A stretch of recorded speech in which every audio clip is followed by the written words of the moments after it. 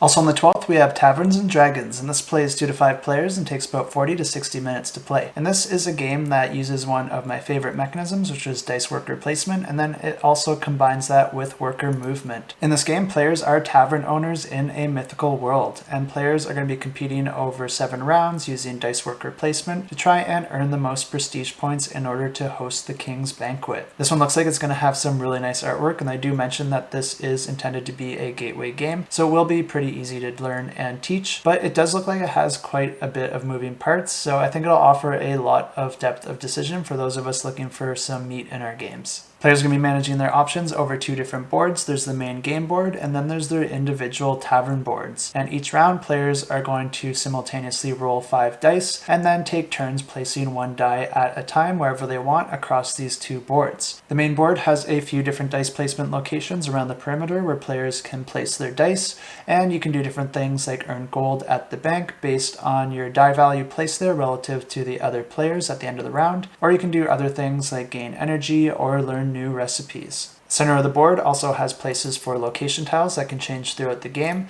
and then these circles that go all around the board represent areas that your meeples can visit, because each player will also have a meeple on this board that they'll be moving throughout the different locations and trying to take the specific actions there. And this is where the main board is tightly coupled with your tavern board, because players can also place a die on their individual tavern board in order to move their meeple around the main board and visit the different locations. And you can also place dice to collect ingredients or perform the location-specific ability at whatever location you're currently visiting. One of those actions might be to hunt a dragon, which can get you some really nice rewards, but it does come at a cost because this enters you into a little bit of a push your luck minigame where you're going to be using these individual dragon boards to try and fight against the dragon and hopefully not get burned. At any time on your turn, players can also hire a hero by paying the cost on the hero card and then gaining that card and the special ability that comes along with it. And of course, ingredients are used to complete different recipes, which will get you some really nice victory points. And at the end of 7 rounds, players will be tallying up their victory points by summing up the points from their recipes, the heroes that they've collected, defeated dragons, and the coins that they have remaining at the end of the game.